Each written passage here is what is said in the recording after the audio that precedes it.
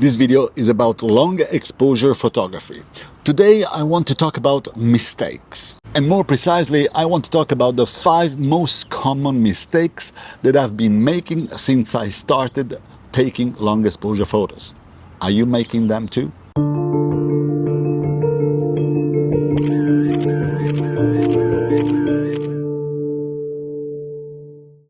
At the beginning, long exposure photography was a little intimidating for me. I was struggling putting together my creativity and a solid long exposure photography workflow. With time and practice, things got better though. At the same time, there are 5 mistakes that sometimes I still make. Let's see which are they and how to avoid them. By the way, if you are new to long exposure photography or you feel that it might be a good idea to rehearse your long exposure workflow, check out this course right here. It is free and it might help you.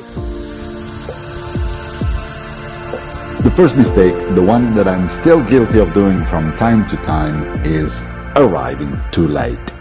We all know that every kind of photography needs a proper preparation. And when it comes to long exposure photography, the preparation might take a little more time. Not only will we need to have enough time to explore the location, to pick the right exposure length, and to find the best composition possible. When dealing with long exposure photography, we will need some extra time to test different shutter speeds and to find the exposure length that will fit better the mood that we are trying to create. As I said in other videos, long exposure photography, in my opinion, helps us to create our interpretation of a place rather than just a description. But in order to do that, we will also need some time to appreciate where we are and understand how we feel. So always allow to have some extra time on location. For instance, if you are planning to shoot at sunset, make sure to arrive on location at least a couple of hours before. And trust me, if you arrive early, you will not feel rushed, you will take better photos, and you will enjoy your experience a lot more. This is one of those very minimalistic compositions that I like. I will use my Nikon D10 to record my composition. It looks kind of pretty. With ISO 64 f8, my shutter speed is 1/160. With the 10 stops, I will have 6 seconds, but I want more. So I will add the 3 stops on top, and with 13 stops, my shutter speed will become 51 seconds. And this will very well introduce the second mistake.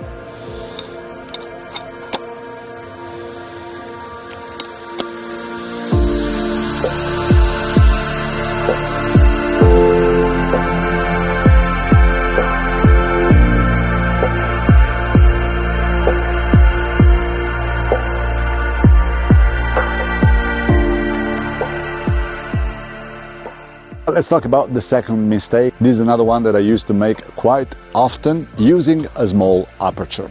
My very first good quality ND filter that I owned was a 10 stops ND, which is still the most versatile filter and maybe the one you should buy first as well. In this video I will explain you why. Nevertheless, since the very beginning I was very attracted by very long exposures, and because I had only one filter, I was forced to close the aperture of my lens in order to increase my exposure length. My longer exposures though were coming at a price: sharpness. In fact, very small apertures will cause diffraction, which happens when light passes through a very small opening, compromising the sharpness of the entire photo. So ideally, if you are attracted by very long exposures, add 15 stops to your filter kits, or maybe buy a 3 stops ND that you can use on its own, but also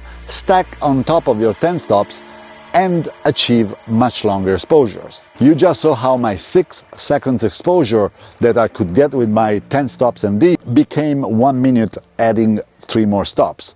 So if you can, try to use the best aperture possible for your lens. A mid-range aperture, f8, f11 will always work better.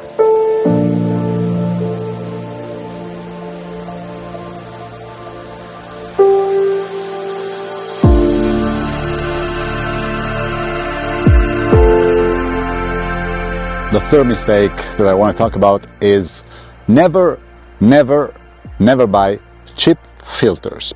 My grandmother used to say, the less you spend, the more you will spend. And this applies perfectly to neutral density filters. I tell you this by experience. If you are willing to dedicate time, efforts and money to learn the technique and to travel to inspiring locations, don't buy cheap filters, as the quality of your filters will determine the quality of your final result. There is no point to own a great camera, to buy a great lens, and then place a piece of plastic in front of it. So make sure that your filters are made of a good quality optical glass and with great coatings. And pay attention to their usability. The easier it will be to use them, the more you will use them. As you know, I recently switched to the Case magnetic filters and I couldn't be happier, as they're a great combination of quality and usability.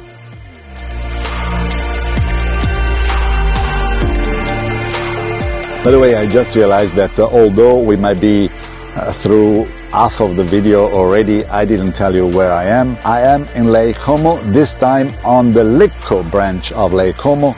Beautiful place, very serene.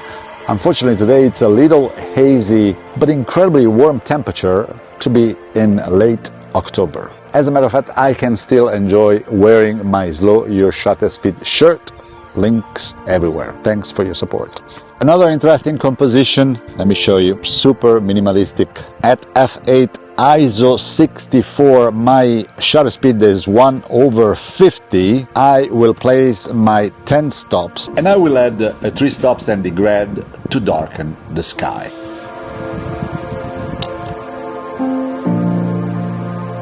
And in order to be able to see how this works in real life, I will need to set my camera in the shutter speed mode. Otherwise, I wouldn't be able to see anything. And then I can move my filter up and down to see where better it will fit my shot. I think this is it. So now I can move to manual mode. I'm in bulb and I will give it 1 minute again.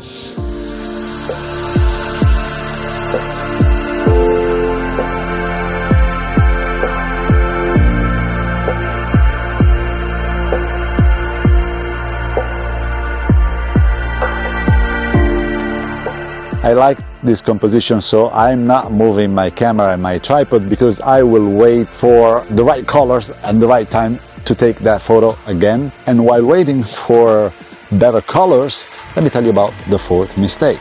Not closing the viewfinder. This will not be a problem if you have a mirrorless camera, but if you own a DSLR like me, if you don't close the viewfinder, you will find unwanted ghosts in your images caused by the light leaking through the viewfinder. And the longer your exposure will be, the worse the ghost will look in your photos. I use the viewfinder to focus my images and to fine-tune my compositions, and I developed a compulsive habit, and as soon as I'm done using it, I am going to close it right away. I don't want to take any risks, as I already have ruined too many photos. My D10 has a very convenient little window that allows me to open and close the viewfinder super easily. If your camera doesn't have it, you could use duct tape, a little less convenient, but as effective. The fifth and last mistake that I want to talk about is don't trust your ND calculator app.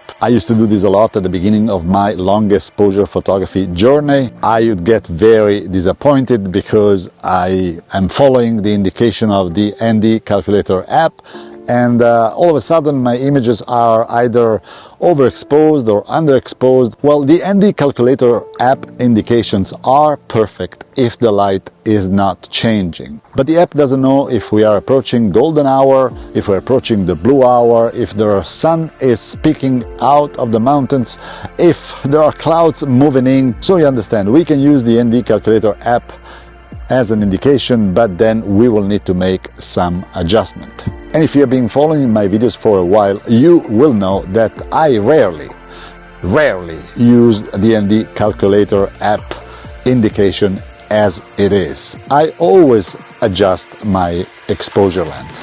Landscape photographers, long exposure photographers do love taking photos at sunset or sunrise, and of course we love having clouds in our images. So if you're shooting at sunrise or sunset, when the light is really changing very fast, you will definitely need to make some adjustment. At sunrise, for instance, the scene will become brighter and brighter, so we will need to decrease the exposure length compared to what the ND Calculator app is suggesting. While vice versa, at sunset we will need to do the opposite. Our scene will become darker and darker, and so I will need to increase the exposure length, otherwise our image will most likely result underexposed. So I want to apply what I said right away, and as you can tell, the sun is already behind the mountains. Sunset will be in 5 minutes. So in this situation the light will be changing pretty fast, and at ISO 64 f8 my aperture is 1/30, which with 10 stops ND would result in a 33 seconds exposure. And as I said, I'm going to increase this indication, these 33 seconds, actually to 2 minutes. And I will also use an ND grad in order to compensate the brightness of the sky.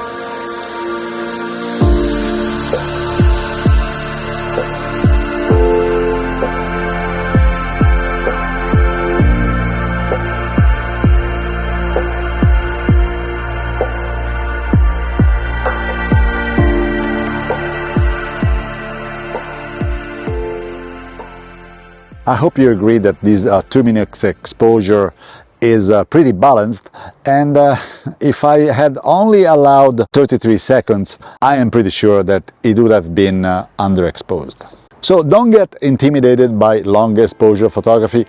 Everybody goes through these mistakes. You could write a note on your smartphone with all the different steps in order to remember everything. I did that too at the beginning. There's no shame doing that. And this step-by-step long exposure workflow video might also be very helpful. Enjoy the process, practice, and when things do click, trust me, you will be rewarded. This is all for today. Thanks for watching, and I will see you in the next video.